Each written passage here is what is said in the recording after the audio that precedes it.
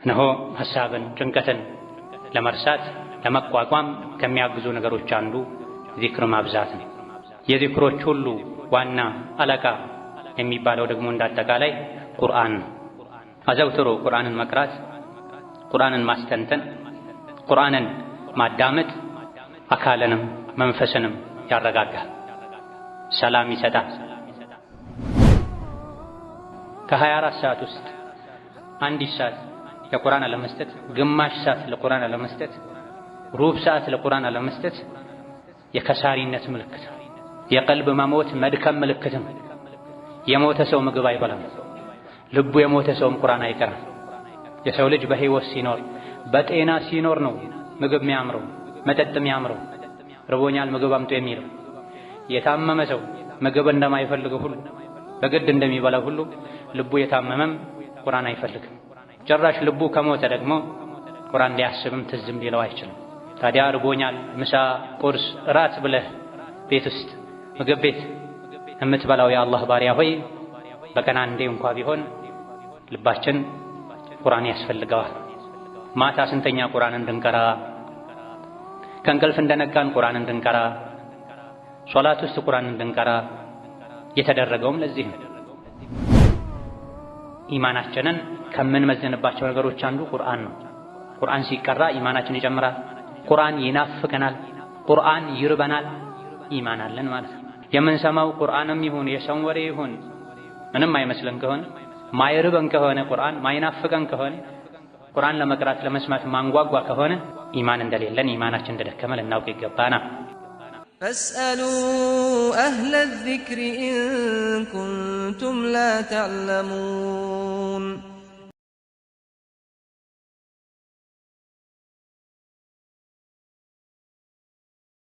ቢስሚላሂ ራሕማኒ ራሒም። የአላህ ባሮች ሆይ አላህ ያዛችሁን በመታዘዝ የከለከላችሁን በመከልከል ሁሌም በሁሉም ቦታ ላይ የሚገባውን ፍራቻ ፍሩት። ለአኼራችሁ ስንቅ ያዙ። ከስንቆች ሁሉ በላሽ ስንቅ አላህን መፍራት። የአላህ ባሮች ሆይ ያለንበት ዘመን ያለንበት ጊዜ በተለያዩ ምክንያቶች አብዛኞቹ የሰው ልጆች ዘንድ ሐሳብና ጭንቀት አይጠፋም። በተለያየ መልኩ ሰዎች ሲያማሩ፣ ሲጨነቁ፣ ሕይወት እንደከበዳቸው ሲናገሩ ይሰማል። እነሆ የዚህ መፍትሄው ወደ አላህ ተባረከ ወተዓላ መመለስና ልብን የሚያረጋጉ ነገሮችን ማድረግ። የሙስሊም ልቡም ይሁን አካሉ እረፍትም ያገኘው ወደ አላህ ሲመለስ ነው። ችግሩን፣ ሐሳቡን፣ ጭንቀቱን ስጁድ ላይ ሆኖ አላህ ተባረከ ወተዓላ እንዲያቀልለት እንዲያነሳለት ሲማጸን። ችግርን ለሰው ቢናገሩ የነገሩት ወዳጅ ከሆነ የባሰ እንዲጨነቅ ማድረግ ነው። ጠላት ከሆነም እንዲደሰት ማድረግ ነው። ከአላህ ጋር ተባረከ ወተዓላ ከሆኑ ሁሉም ነገር ቀላል ነው። ወመን የተወከል ዐለላሂ ፈሁወ ሐስቡሁ፣ በአላህ የተመካ አላህ በቂው ነው። ፈቁል ሐስቢየ አላህ ላ ኢላሃ ኢላ ሁወ ዐለይሂ ተወከልት ወሁወ ረቡል ዐርሺል ዐዚም እንድንል ተመክረናል። ሐሳብና ጭንቀት ቢበዛብህ፣ ሰዎች ቢያስቸግሩህ፣ የፈተና ዳገት ቢከብድህ አላህ በቂዬ ነው በል። በሱ ተመክቻለሁ፣ ጉዳይን ሁሉ ለሱ ሰጥቻለሁ በል። አላህ ተባረከ ወተዓላ የታላቁ የግዙፉ ዐርሽ ባለቤት ነው። የሀያሉ አላህ ተባረከ ወተዓላ ባሪያ እንደመሆኔ ግዙፉን ዐርሽ ያስገኘው ጌታ አላህ ሰባት ሰማይ ሰባት ምድርን የሚመራው የሚያስተዳድረው ጌታ አላህ የኔን የደካማ ባሪያውን ትንሽዬ ሐጃ ማሳካት አያቅተውም እንድንል ነው የተመከርነው። ዒባዳ በሶላትና በጾም ብቻ አይደለም። የውስጥን ችግር ወደ አላህ ተባረከ ወተዓላ በማስጠጋት አላህ በቂዬ ነው በማለት በአላህ በመተማመን አላህን በመለመን የሚደረግ ራሱን የቻለ ዒባዳ አለ። አንዳንዴ ህይወት ላይ ችግሮች የሚገጥሙት እኛን ከአላህ ቤት ከአላህ ደጃፍ የራቀን ባሮቹን ወደ አላህ እንድንመለስ ለማድረግም ጭምር ነው። የተለያዩ ህይወት ላይ ችግሮች፣ መሰናክሎች፣ ሙሲባዎች አንድ ባሪያ ላይ የሚፈራረቁት ከአላህ ጋር ተባረከ ወተዓላ ለማቀራረብ ወደ አላህ ለመመለስም ጭምር ሊሆን ይችላል። እነሆ ሐሳብን፣ ጭንቀትን ለመርሳት ለመቋቋም ከሚያግዙ ነገሮች አንዱ ዚክር ማብዛት ነው። የዚክሮች ሁሉ ዋና አለቃ የሚባለው ደግሞ እንዳጠቃላይ ቁርአን ነው። አዘውትሮ ቁርአንን መቅራት፣ ቁርአንን ማስተንተን፣ ቁርአንን ማዳመጥ አካልንም መንፈስንም ያረጋጋል፣ ሰላም ይሰጣል። ነቢዩ ዓለይሂ ሰላቱ ወሰላም የአላህ ቤት ላይ መስጂድ ላይ በአንዳንድ ዘገባዎች ደግሞ በቦታ ሳይገደብ የትኛውም ቦታ ላይ ሆነው ሰብሰብ ብለው ሰዎች ቁርአንን የቀሩ እንደሆነ አላህ ተባረከ ወተዓላ ሰኪናን መረጋጋትን እንደሚያሰፍንባቸው እንደሚያወርድባቸው በረሕመቱ በእዝነቱ እንደሚከባቸው መላኢኮች ዙሪያቸውን እንደሚያጥሩ አላህም ተባረከ ወተዓላ ሰማዩ ላይ ሆኖ አርሹ ላይ ሆኖ ከተከበሩ መላእክት ጋር እንደሚያወሳቸው እንደሚያደንቃቸው ተነግሯል። ቁርአንን ማንበብ ቁርአንን ማድመጥ ልብን ያረጋጋል፣ የውስጥ ብርታት ይሰጣል። ሲጀመርም ቁርአን የወረደው የሙእምንን ልብ ለማጠንከር ነው። ሊኑተቢተ ቢሂ ፉአደክ ወረተልናሁ ተርቲላ ያለውም ለዚህ ነው። አላዋቂዎች ቁርአን ለምን በአንድ ጊዜ ሙሐመድ ላይ አልወረደም አሉ። ይህን ማድረግ ብንፈልግ እንችል ነበረ። ነገር ግን ቁርአንን በ23 ዓመት ውስጥ ተከፋፍሎ እንዲወርድ ያደረግነው ችግሮች፣ መከራዎች በገጠሙህ ቁጥር አዳዲስ ቁርአን እየወረደ መልስ እየተሰጠህ ልብህ ይጸናና ይጠነክር ዘንድ ነው ብለዋል። በተለያዩ አጋጣሚዎች ነቢዩና ዓለይሂ ሰላቱ ወሰላም ሰሐቦቻቸው በገጠሟቸው ችግሮች፣ መሰናክሎች ተረብሸው ተጨንቀው ነበር። ቁርአን ወርዶ ግን አረጋግቷቸዋል። አላህ ከኛ ጋር ነው ብለው ጸንተዋል። በተለያዩ ጊዜያት በተለያዩ ክስተቶች ምክንያት የወረዱ የቁርአን አንቀጾችን አሁንም ሆነን ባነበብን ቁጥር ልባችን ይረጋጋል፣ ኢማናችን ይጨምራል። የሰው ልጅን ህይወት ሊያበራ ነው ሲጀምርም ቁርአን የወረደው። ያለ ቁርአን ህይወት ጨለማ ነው። ያለ ቁርአን ልብ ባዶ ነው። ልብ ሙሉ የሚሆነው ልብ የሚጀግነው የሚጠነክረው አላህ ከኔ ጋር ነው የሚለው የህይወት ብርሃን የሆነውን ቁርአንን ማንበብ ስናዘወትር ነው። ቁርአንን ስናደምጥ ነው። ቁርአንን ስንናፍቅ ስንወድ ነው። ቁርአን የልብ ቀለብ ነው። አካላችን ካልበላ ካልጠጣ እንደሚደክመው ሁሉ ልባችንም መንፈሳችንም ቁርአን ካልቀራ ቁርአን ካልሰማ ይደክማል፣ ይታመማል፣ ሊሞት ሁሉ ይችላል። አው መን ካነ መይተን ፈአሕየይናህ ወጀዐልና ለሁ ኑረን የምሺ ቢሂ ፊናስ ከመን መተሉሁ ፊዙሉማቲ ለይሰ ቢኻሪጅን ሚንሃ የሚለው አንቀጽም ይሄን ነው የሚመለከተው። ውስጡ ላይ ቁርአን የሌለ ሰው፣ ከቁርአን ጋር ግንኙነት የሌለው ሰው ህይወት እንደሌለው ሰው፣ ቀን ከሌሊት ቁርአንን የሚቀራ ቁርአንን የሚወድ ቁርአንን የሚናፍቅ ቁርአን ሲሰማ ደስ የሚለው የሚረጋጋ ሰው ህይወት ያለው ሰው። በየቀኑ የምንቀራው የቁርአን ዊርድ ማንቀንሰው የቁርአን ንባብ መጠን ሊኖረን ይገባል። ነቢዩ ዓለይሂ ሰላቱ ወሰላም ቁርአኑ እሳቸው ላይ ወርዶ እንኳ በየቀኑ የሚቀሩት መጠን ነበራቸው። በየቀኑ ውሃ እንደሚያስፈልገን ሁሉ ምግብ እንደሚያስፈልገን ሁሉ መንፈሳችን፣ ቀልባችን፣ አካላችንም ጭምር ቁርአን ያስፈልገዋል። ምሳ፣ ምግብ፣ እራት ጠብቀን እንደምንበላው ሳንበላ እንደማንውለው እንደማናድረው ሁሉ ቁርአን ሳንቀራ ልንውል ልናድር አይገባንም። በየቀኑ አንድ ጁዝም ይሁን ግማሽ ጁዝም ይሁን ፈቅረኡ ማ ተየሰረ ሚንህ እንደ አቅማችሁ እንዳላችሁበት ሁኔታ የገራላችሁን ያክል ቅሩ ተብሏልና አንድ ጁዝም አንድ ሱራም 10 ጁዝም ይሁን እንደ አቅማችን ቁርአን ሳንቀራ የአንድ ቀን ጀንበር ልጠልቅ መሽቶ ሊነጋ አይገባም። ቀንና ሌሊትን አላህ ተባረከ ወተዓላ እንዲፈራረቁ ያደረገው የቀኑን በቀኑ መፈጸም ካልቻለን ማታ ቀባ እንድናወጣ የማታውን በማግስቱ ቀባ እንድናወጣ ነው። ከ24 ሰዓት ውስጥ አንዲት ሰዓት ለቁርአን አለመስጠት፣ ግማሽ ሰዓት ለቁርአን አለመስጠት፣ ሩብ ሰዓት ለቁርአን አለመስጠት የከሳሪነት ምልክት ነው። የቀልብ መሞት መድከም ምልክት ነው። የሞተ ሰው ምግብ አይበላም። ልቡ የሞተ ሰውም ቁርአን አይቀራም። የሰው ልጅ በህይወት ሲኖር በጤና ሲኖር ነው ምግብ የሚያምረው መጠጥ የሚያምረው ርቦኛል ምግብ አምጡ የሚለው። የታመመ ሰው ምግብ እንደማይፈልገው ሁሉ በግድ እንደሚበላው ሁሉ ልቡ የታመመም ቁርአን አይፈልግም። ጭራሽ ልቡ ከሞተ ደግሞ ቁርአን ሊያስብም ትዝም ሊለው አይችልም። ታዲያ እርቦኛል ምሳ፣ ቁርስ፣ እራት ብለህ ቤት ውስጥ ምግብ ቤት የምትበላው የአላህ ባሪያ ሆይ በቀን አንዴ እንኳ ቢሆን ልባችን ቁርአን ያስፈልገዋል። ማታ ስንተኛ ቁርአን እንድንቀራ፣ ከእንቅልፍ እንደነቃን ቁርአን እንድንቀራ፣ ሶላት ውስጥ ቁርአን እንድንቀራ የተደረገውም ለዚህ ነው። ሁሌ ሲተኛ መቀራት ያለባቸው ሱራዎች አሉ። ነቢዩ ዓለይሂ ሰላቱ ወሰላም ዘውትር ሲተኙ ይቀሯቸው እንደነበር የተነገረን። በድምፅ በሚቀራባቸው ሶላቶች ላይ እንዲቀሩ የተነገሩ ሱራዎች አሉ።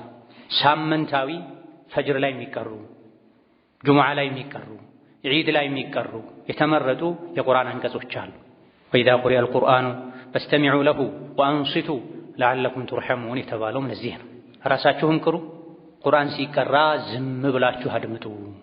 ይህን ያደረጋችሁ እንደሆነ የአላህን ረሕመት እንድታገኙ ይከጀልላችኋል ተብሏል። ከህይወት ጫጫታ ራቅ በማለት ቁርአንን ያነበቡ ቁርአንን ያደምጡ ከአላህ ጋር መሆን ልብን ያረጋጋል። በፊትና ዘመን ከፊትና መውጫ ገመድ ይሆናል፣ ድልድይ ይሆናል። ያለንበት ጊዜ ፊትና፣ ጫጫታ፣ ለገጥ የበዛበት ዘመን ላይ ነው ያለነው። ሰዎች በየጊዜው የሚያራግቡት የሚቀባበሉት ወሬ የሞት ወሬ ሆኗል፣ የጦርነት ወሬ ሆኗል፣ የኑሮ ውድነት ወሬ ሆኗል፣ የበሽታ ወሬ ሆኗል። ለቁርአን ቦታ ጊዜ እያገኘን አይደለም። ደጋግ ቀደምቶች ሲገናኙ አልሐምዱሊላህ አላህን አመሰግናለሁ ይሄን ያክል ቁርአን ለመቅራት አላህ አብቅቶኛል እያሉ ወሬያቸው፣ ንግግራቸው፣ ፍክክራቸው ቁርአን ላይ ነበር። ዛሬ ስንገናኝ ኢላ መን ረሒመላህ ጥቂት አላህ ያዘነላቸው ሰዎች ካልሆኑ በስተቀር ይሄን ያክል ፎቅ ሰራሁ፣ ይሄን ያክል ብር አገኘሁ፣ እንዲህ አይነት ሀገር ሄድኩ ሆኗል። ቁርአን ከህይወታችን ወጥቷል። ከቁርአን ጋር ያለን ግንኙነት ሲስተካከል ህይወታችን ይስተካከላል። ካልሆነ ግን ድቅድቅ ጨለማ ውስጥ ገብተን መውጣት ያቅተናል።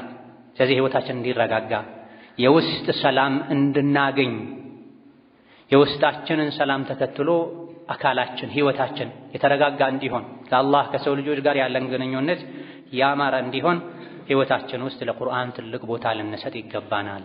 ቀን ከሌሊት ቁርአንን ስንቀራ አካላችን እንጂ ዱንያ የሚኖረው ሩሃችን መንፈሳችን ወደ አርሽ ከፍ ይላል።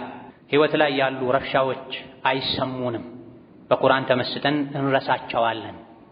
ነቢዩ ዓለይሂ ሰላቱ ወሰላም የሆነ ነገር ሲረብሻቸው ሲጨናነቁ በሶላት ነበር የሚረጋጉት። ቢላል ሆይ ቶሎ በል ኢቃም በል ሶላት ውስጥ አስገብተህ እረፍት ስጠን ይሉ ነበር ዓለይሂ ሰላቱ ወሰላም። ትልቁ የሶላት አንድ ክፍል ቁርአን። አንዳንድ ሶላቶች ስማቸውም ቁርአን ነው የሚባል። ፈጅር ሶላት አንድ ስሙ ቁርአን ነው። ወቁርአን አልፈጅሪ ኢነ ቁርአን አልፈጅሪ ካነ መሽሁዳ ይላል ሱረቱል ኢስራ ላይ። የፈጅር ሶላትን አደራህን። የፈጅር ሶላት ማለት ሁለት አይነት መላኢኮች የሚሳተፉበት የሚከታተሉ ሶላት ነው ብሏል። ማታ ከኛ ጋር ያደሩ መላኢኮች፣ ቀኑን ከኛ የሚውሉ መላኢኮች ፈጅር ሶላት ላይ ይጠብቁናል። ወደ አላህ ሲወጡ ትናንት አሱር ላይ ልቀበለው ስመጣም እሱን የመቆጣጠር ስራዬን ለመስራት ስመጣም ሲሰግድን ያገኘሁት ሲሰግድን ያገኘኋት፣ ፈጅርም ለቀን ተጠባባቂ አስረክቤ ስመጣ ሲሰግድን ያገኘሁት ሲሰግድ ነው ያገኘኋት ይላሉ ተብሏል። በተቃራኒው ደግሞ ፈጅር ተኝቶ አሱር በስራ ተጠምዶ ሶላቱን የሚያሳልፍ ሰው መላኢካ ወደ አላህ ሪፖርት ሲያቀርብ ፈጅር ላይ ስመጣም ተኝቶ ነው ያገኘሁት በሰዓቱ አልሰገደም፣ አሱርም ላይ ተዘናግቶ ነው ያገኘኋት በሰዓቱ አልሰገደም የሚል መረጃ ወደ አላህ ተባረከ ወተዓላ ይተላለፋል። ሻሂድ የሶላት አንዱ ትልቅ ክፍል ቁርአን ነው። የሰገደን ቁርአን ስንቀራ ይበልጥ ልባችን ይረጋጋል። ስለ ጀነት እናስባለን። የዱንያን ጠፊነት እናውቃለን። ቁርአን ላይ በሰፊው ከሚነገሩ እውነቶች ቁም ነገሮች አንዱ ዱንያ ጠፊ ናት፣ አትሸንግላችሁ፣ ሰላም ያለው ጀነት ላይ ነው። ለሁም ዳሩ ሰላሚ ዒንደ ረቢሂም፣ ደጋግ የአላህ ባሮች ጌታቸው ዘንድ የሰላም ሀገር አለላቸው ጀነት ይላል። ዱንያሳ የችግር ሀገር ናት፣ የመከራ ሀገር ናት፣ የሐሳብ የጭንቀት ሀገር ናት። ቁርአን ስንቀራ ነው ይሄ የምንረዳው። የሰው ልጅ ልብ የማይቀር ነው፣ ተሽከርካሪ ነው፣ ይዞራል፣ ይሽከረከራል። ከልቦች ውስጥ ሁሌ ሰማይ ላይ ወጥቶ ከአርሽ ዙሪያ በጀነት ዙሪያ የሚሽከረከር ልብ ያለው ሰው አለ። በተቃራኒው ደግሞ ከቆሻሻና ከጠፊዋ ዱንያ ዙሪያ ብቻ የሚሽከረከር ልብ ያለው ሰው አለ።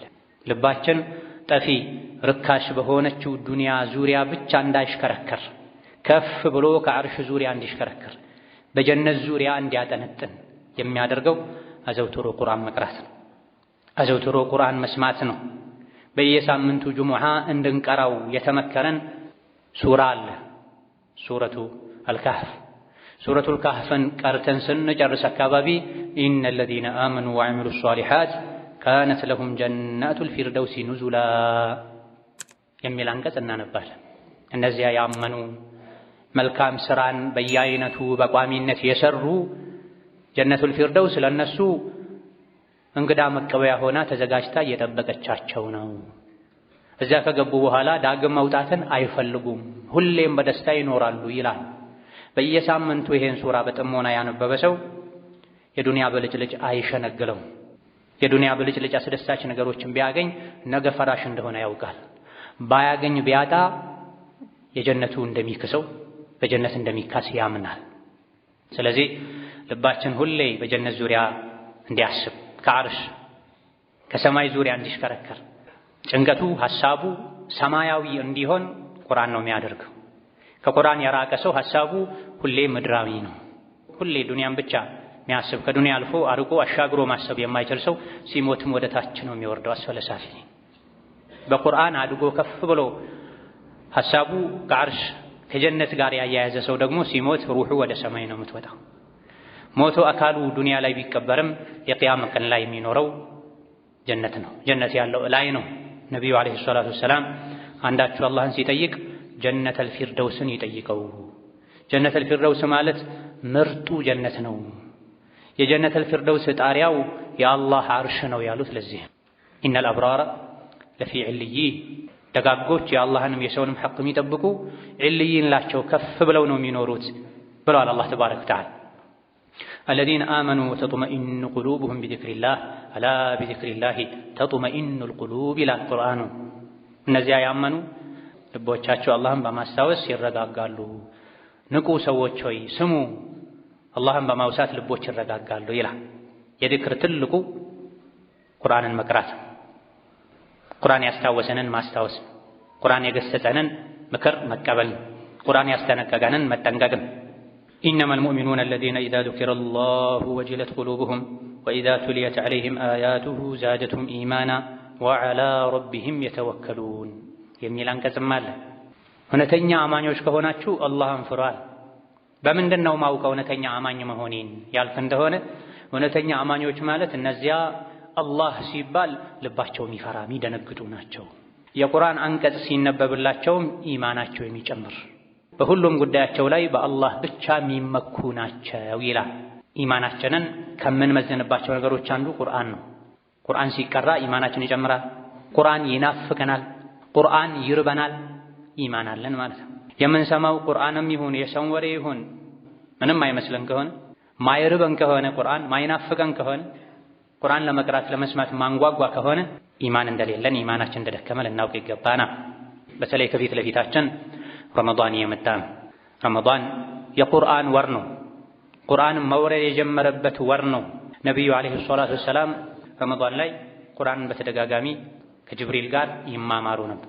ደጋ ቀደምቶችም ረመዳን ላይ ለቁርአን ልዩ ቦታ ነበራቸው። በተለይ የቁርአን ሰዎች የሒፍዝ ሰዎች ከረጀብ ጀምረው ከሻዕባን ጀምረው ለቁርአን ልዩ ቦታ ሰጥተው ይዘጋጁ ነበር፣ ይለማመዱ ነበር። ዓመቱን ሙሉ ከቁርአን የራቀ ሰው ረመዳን ሲመጣ ቁርአን ልጀምር ቢል ዳገት ይሆንበታል። ከወዲሁ ቁርአን ልንለማመድ ይገባናል።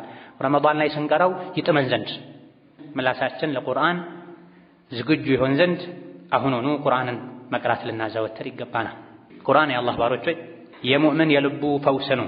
ልብ በምንም ሊታከም ሊረጋጋ አይችልም በቁርአን እንጂ፣ የቁርአንን ምክር ሰምቶ በመተግበር እንጂ፣ ለቁርአን ጥሪ መልስ በመስጠት እንጂ፣ ቁርአን የከለከለውን በመከልከል እንጂ ልብ ውስጥ ያለን ጭንቀት፣ መረበሽ ባለሙያ በማማከር መድኃኒቶችን በመውሰድ አየር በመቀየር ሊገላገሉት አይችልም። የልብ ጭንቀት የልብ አለመረጋጋት የሚፈወሰው በቁርአን። ወኑነዚሉ ሚነል ቁርአኒ ማ ሁወ ሺፋኡን ወረሕመቱን ሊልሙእሚኒን ወላ የዚዱ ዛሊሚነ ኢላ ኸሳራ የተባለው ለዚህ ቁርአን እናወርዳለን ለሙእሚኖች ፈውስ የሆነ ለበዳዮች ደግሞ ክስረትን እንጂ ምንም አይጨምርላቸውም ይላል። ቁርአን ቀርተን ኢማን ካልጨመረን፣ ቁርአን ቀርተን ካልተረጋጋን በዳዮች ነን ማለት ነው። ሰፊ ጊዜ ለእንቅልፍ፣ ለወሬ፣ ለስልክ፣ ለኢንተርኔት፣ ለዓለም ዜና እያገኘን ለቁርአን ጊዜ ማናገኝ ከሆነ በዳዮች ነን። ከቁርአን ጋር በተያያዘ ራሳችንን በድለናል፣ ነፍሳችንን በድለናል፣ ቀልባችንን በድለናል፣ አካላችንን የመገበን ልባችንን አስርበናል። በቀን ምን ያክል ነው ቁርአን መቅራት ያለብኝ ያልክ እንደሆነ በምትፈልገው ደስታ ልክ ቁርአን ቅራ ትባላል። ቁርአን አብዝተን በቀራን ቁጥር ደስታችን ይበዛል። ከቁርአን መንቀራው መጠን ባነሰ ቁጥር ደስታችን ያንሳል፣ የልብ እረፍታችን ያንሳል። ሰዎች ደስታን ፍለጋ የማያደርጉት ነገር የለም። ደስታ በገንዘብ አይገኝም፣ በመልከ መልካም የትዳር አጋር አይገኝም፣ ዘፈን በማድመጥ አይገኝም። ደስታ የሚገኘው ወደ አላህ በመመለስ ነው። ለሰው ልጆች የደስታ ምንጭ አድርጎ ያወረደውን ቁርአን በመተግበር ነው። በዘመናችን ብዙ ሰዎች ቁርአንን በስልክ ለውጠው እናገኛቸዋለን፣ በኢንተርኔት ለውጠው እናገኛቸዋለን፣ በፊልምና ድራማ ለውጠው እናገኛቸዋለን፣ በልብ ወለድ፣ በትረካ፣ በድራማ ለውጠው እናገኛቸዋለን። ይሄ ትልቅ ኪሳራ ነው። አልቁርአኑ ሑጀቱን ለከ አው ዐለይከ ነው ያሉት ነብዩ ሰለላሁ ዐለይሂ ወሰለም። ቁርአን ላንተ ይመሰክርልሃል ወይም ይመሰክርብሃል ብለዋል። ቁርአንን ከቀራነው ከወደድነው ጊዜ ከሰጠነው ቁርአን ይመሰክርልናል። ጌታዬ ሆይ በእኔ አምኗል፣ እኔን አንብቧል፣ እኔን ወዷል፣ እኔን ተከትሏል፣ ጀነት አስገባው፣ ጀነት አስገባት ብሎ የቂያም ቀን ቁርአን ተከራክሮ እንድንድን ጀነት እንድንገባ ተሟጋች ይሆነልናል። በተቃራኒው ደግሞ ቁርአንን ከናቅን፣ ቸላ ካልነው፣ ከተውነው፣ ጀርባ ከሰጠነው፣ ከቁርአን ሌሎች ነገሮችን ካስበለጠን፣ ካስቀደመን ቁርአን እኛ ላይ ይመሰክራል። በእኔ በትክክል አላመነም፣ ጊዜ ልብ አልሰጠኝም፣ ጥሪዬን አልሰማም፣ ሕጌን አላከበረም ብሎ ቁርአን ተከራክሮ እንዲፈረድብን ያደርጋል። ከሁለት አንዱ አይቀርም። የነቢዩ ዓለይሂ ሰላቱ ወሰላም ንግግር ነው። ቁርአን ወይም ይመሰክርብሃል ወይም ይመሰክርልሃል። ቁርአን የመሰከረበት ሰው ይግባኝ መጠየቅ አይችልም። ቁርአን የመሰከረለት ሰው ምስክርነቱ ተቀባይነት አያጣም። ወማሂሉን ሙሰደቅ ብለዋል ነብዩ ሰለላሁ ዐለይሂ ወሰለም። ቁርአን የሚታመን ተከራካሪ ነው ብለዋል። ቁርአን የተከራከረለት ሰው አላህ ያምነዋል፣ ወደ ጀነት ሂድ ይባላል። ቁርአን አይደለም እሱ በእኔ ያመነ ሰው አይደለም ጀነት አይገባውም ብሎ ቁርአን የፈረደበት ሰው ሌላ ምስክር ላምጣ ቢል እንኳ የቁርአን ምስክርነት ተሽሮ ቦታ አይሰጠው። ቁርአንን ቅሩት አሉ ነብዩ ሰለላሁ ዐለይሂ ወሰለም። ቁርአንን ቅሩ። ቁርአን የቂያም ቀን ዱንያ ላይ ጓደኛው ለነበረ ሰው መስካሪ ሆኖ ይመጣል። እኛ ጓደኛችን ቁርአን ነው ወይስ ስልክ? ጓደኛችን ቁርአን ነው ወይስ ኢንተርኔት? ጓደኛችን ቁርአን ነው ወይስ የጓደኛ ወሬ? ራሳችንን ጠይቅ። ጓደኛ የሚባለው ረጅም ጊዜ አብረውት የሚቆዩ ሲሆን ቁርአንን ጓደኛችን ልናደርግ ይገባል። ቀንም ማታ፣ ቤት ውስጥም፣ ቢሮ፣ ሱቅ ቁርአንን አዘውትረን በመቅራት የቁርአን ጓደኞች ልንሆን ይገባናል። ጓደኛው ቁርአን የሆነ ሰው ጀነት ላይ ይከበራል። ቁርአንን ጓደኛው ያላደረገ ሰው አኺራ ላይ በቁርአን የሚገኝን ክብር ያጣል። አላህ ተባረከ ወተዓላ አንድን ባሪያውን ከወደደው ሸገለ ሀመሁ ቢሂ ወሊሳነሁ ቢዚክሪሂ ወጀዋሪሐሁ ቢኺድመቲሂ ተብሏል። አላህ አንድን ባሪያ ከወደደው ሐሳቡ ትኩረቱ ከአላህ ጋር የተያዘ ይሆናል። ምላሱ አላህን በማውሳት ይጠመዳል። አካሉ ጌታውን በማገልገል ጊዜውን ያሳልፋል ተብሏል። በተቃራኒው ደግሞ አንድ ሰው አላህ ዘንድ ተወዳጅ ያለመሆኑ ምልክት ሐሳብ ጭንቀቱ ዱንያ ብቻ ይሆናል። ምላሱ በዚክር አይጠመድም። አካሉ ከዲን ይልቅ ዱንያን ይኻድማል ተብሏል። አላህ አንድን ባሪያ እንደወደደው ከሚያሳዩ ምልክቶች መሃል አንዱ ቁርአንን አዘውትሮ መቅራት። ጀዐለኒ ላሁ ወኢያኩም ሚመን አሐበሁሙላህ ፈሸገለሁም ቢማ ዩሒቡሁ ወጀነበና ما يسقطه إنه على كل شيء قدير وبالإجابة جدير. أقول قولي هذا وأستغفر الله لي ولكم ولسائر المسلمين من كل ذنب وخطيئة فاستغفروه إنه هو الغفور الرحيم والبر الكريم. الحمد لله على إحسانه والشكر له على توفيقه وامتنانه وأشهد أن لا إله إلا الله وحده لا شريك له تعظيما لشانه وأشهد أن محمدا عبده ورسوله الداعي إلى رضوانه صلى الله عليه وعلى آله وأصحابه وإخوانه وسلم تسليما كثيرا. أما بعد قرآن بقران قطر ኢማናችን የጨመረ የሚመስለን ከሆነ ልባችን የሚረጋጋ ከሆነ ዱንያን የናቀን አኺራን መናከብር ለአኺራ መንጓጓ ከሆነ ይሄ አላህ ዘንድ የመወደድ የሙእምንነት ምልክት ነው። በተቃራኒው ደግሞ ቁርአን ስንቀራ ምንም አይነት ስሜት ማይሰማን ከሆነ ቁርአንን ማንወድ ማንናፍቅ ከሆነ ቁርአን ቀርተን ተነስተንም ልባችን ላይ ምንም አይነት ጠብ ያለ የኢማን ስሜት ማይሰማን ከሆነ ይሄ የልብ መታመም የልብ የሞት አፋፍ ላይ መድረስ ምልክት ነው። ልባችን ልናክመው ይገባል። ልብ የሚታከመውም ቁርአንን አሳምሮ በመቅራት አዘውትሮ በማድመጥ ነው። ደግሞ ደጋግሞ ቁርአን በልባችን በኩል እንዲያልፍ በማድረግ ነው። ከጆሮ አልፎ ልባችን ላይ ጠብ እንዲል በማድረግ ነው። የቀራነውም እንደሆነ በምላሳችን ጫፍ ነው ብዙዎቻችን የምንቀራው። ያደመጥንም እንደሆነ በጆሮአችን ብቻ ነው የምናደምጠው። እንድናደምጠው የታዘዝነው በልብ ጆሮአችን ነው። እንድናነበው የታዘዝነውም በልብ አይናችን ነው። فإنها لا تعمل الأبصار ولكن تعمل القلوب التي في الصدور የተባለው ለዚህ የሚታወረው የግንባር አይን አይደለም የልብ አይን ነው ተብሎ በግንባር አይናችን ያየን ለልብ አይናችን ያቀበለን ልባችን በቁርአን እንዲገሰጽ እንዲፈራ እንዲተናነስ ልናደርግ ይገባናል። ቁርአን ግዑዙ ተራራ ላይ ጋራዎች ላይ ቢወርድ ኖሮ ጋራው ይፈረካከስ ነበር ብሏል አላህ ተባረከ ወተዓላ። እኛ ቁርአንን ቀርተን ከመጥፎ አቋማችን አላማችን ማንመለስ ከሆነ ያጎደልነውን ነገር ማናስተካከል ከሆነ የለመድነውን መጥፎ ነገር ማንተው ከሆነ ልባችን ላይ የተከመረ የወንጀልን ጋራ ቁርአን ሊፈረካክሰው አልቻለም ማለት ነው። ቁርአን ያላከመው ምንም ሊያክመው አይችልም። ቁርአን ያላስተካከለው ምንም ሊያስተካክለው አይችልም የጀሃነም እሳት ካልሆነ በስተቀር። فويل للقاسية قلوبهم من ذكر الله ቀልባቸው የደረቀ ወዮላቸው ይላል አላህ ተባረከ ወተዓላ። ወይል ጀሃነም ውስጥ ያለ ወይኔ የሚያስብል የጀሃነም ክፍል ነው ተብሏል። ዱንያ ላይ ቀልቡን በቁርአን ያረጠበ ኢማኑን በቁርአን የሞላ ያስተካከለ ጀነት ላይ ቅራ፣ የጀነት ደረጃ ላይ ውጣ፣ ጀነት ላይ የምትኖረው መኖሪያ የሚሆነው መቅራት ያቆምከበት ደረጃ ላይ ነው ይባላል። በቁርአን የኢማን ከፍታ ላይ ራሱን ያኖረ አኺራ ላይ ሲሞት የጀነት ደረጃ ላይ ውጣ ይባላል። መቅራት እስካላቆመ ድረስ መውጣት አያቆምም ብለዋል ነብዩ አለይሂ ሰላቱ ወሰላም። መቅራት ሲያቆም እዚህ ነው የምትኖረው ተብሎ ጀነት ቤቱ ይሰጠዋል። በቁርአን ያልተመራ ያልተስተካከለ ያልተገሰጸ የጀነት በር ለሱ ዝግ ነው። ቁርአን አስፈርዶበት ወደ ጀሃነም እንዲሄድ ያደርገዋል።